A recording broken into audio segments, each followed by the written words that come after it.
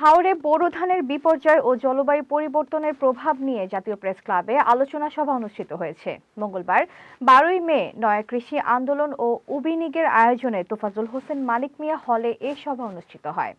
মোহাম্মদ শাহজালাল ভৌজলের তথ্যচিত্রে বিস্তারিত। আমরা খুব চিন্তা করি বাংলা মাঝে আমরা একান্ত দরকার একা যাতে হানি সময় সবচেয়ে ভালো সময় একটু এরকম একটা ব্যবস্থা করা আমরা একান্ত দরকার পেয়ে দাঁড়াইছে। সভায় বক্তারা বলেন, আগাম বৃষ্টি ও আকস্মিক বন্যায় এবার হাওর অঞ্চলের প্রায় 49,000 হেক্টর জমির বোরো ধান ক্ষতিগ্রস্ত হয়েছে।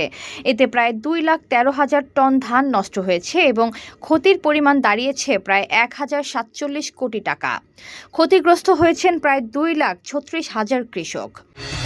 ঘরে বা ইন্ডাস্ট্রিতে মেঘনা স্টার কেবলস, বিশুদ্ধ কপারের নিরাপদ কেবলস, আপনার নিরাপত্তার সঙ্গী। তো বাইরেছে না যেগুলো শ্রমিক নাই আমরা 2000 টাকা কি আর এনা এনা লাগে 4000 5000 টাকা কি আর ওইলা কারণ নাই আমনে চিন্তা করুন আমার 20 মণ ধান যেতেছে 20 মণ ধান করতে দেয়া 1200 টাকা খরচ হইছে মানে তুমি না এই খাতে কি হবে।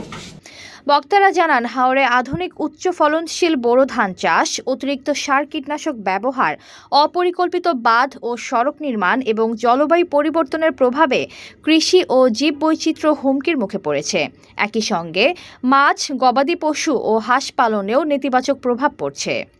HPL uPVC pipe and fittings, শক্ত, মজবুত ও দীর্ঘস্থায়ী, এক পাইপে জীবন পার।